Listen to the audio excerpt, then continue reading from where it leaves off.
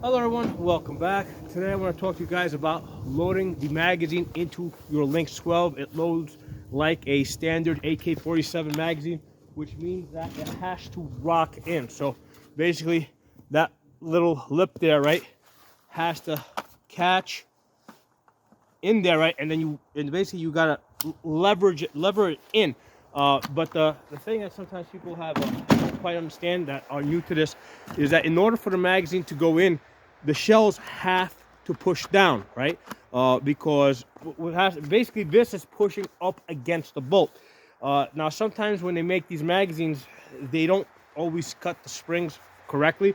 So if they cut your spring a little bit long, all right, and there's no compression, you're not able to do this, you're not going to be able to rock it in, because the shell has to drop a little bit in order for it to get into the gun. Right now there is a technique that can be used if your shells don't have enough downward movement. It's called the Iraqi Loader. Basically you hold your bolt open, right? So holding your bolt open, you then put your magazine in. It's a little awkward. Where are you?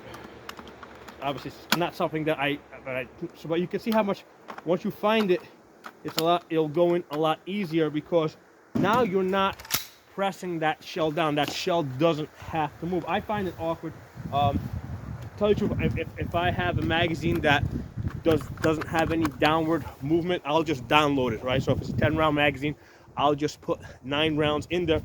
Now this is the case with all guns. So for example, even with a pistol or an AR-15, right? If you have a full magazine, and if the slide is closed, it usually takes more effort to push it in. That's why with AR-15s and most pistols, the loading procedure is we lock the gun open. Once the gun is locked open, the magazine goes in real easy. Okay, so that's AR-15s, most pistols, and most guns out there that have this lock open feature. That's the reason why we lock it in. Now, the AK-47, so basically there's 2 methods of getting it in. Either the gun's gonna lock open, right, like this, or there's gonna be some type of a leveraging mechanism, and that's what that's the AK-47 design. The AK-47 design, because it catches up here in the front, you have that extra leverage to leverage the gun in. And I guess that's the reason why the Russians never bothered with a some type of a lock open mechanism. You got to catch it. Oops. So this is one of the difficulties with AK-47 system, that you got to catch it at the right angle.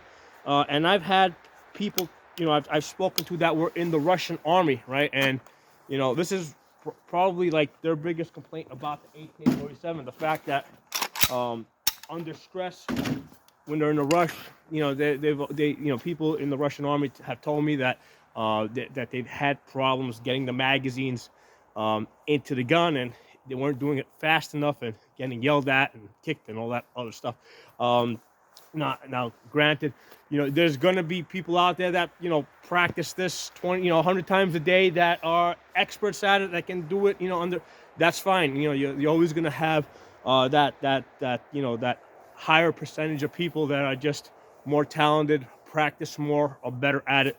But on average, the average person is going to have more difficulty with putting a magazine into an AK versus an AR or a or a pistol. So but that's the thing to understand. That's the thing I wanted to bring out in this video.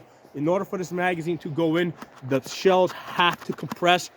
If they cut the spring too long and you don't have any compression, basically you're gonna have a real hard time getting it in there. Now, a lot of times they cut the springs a little too short, and you're like, oh wow, I can get like an extra round there. I can get 11 rounds in there. But still, if you don't have that compression, you might be able to fit 11 rounds in there, but if you don't have that compression, you're gonna have a hard time getting the magazine into the gun. So something I wanted to share with you guys, something that's come up a couple of times, both with people I train in person, and also some conversation I've had in YouTube and a couple of the Facebook groups. So I hope you guys enjoyed this video. I hope it was useful. If you're not a member of the channel, subscribe, hit that bell button.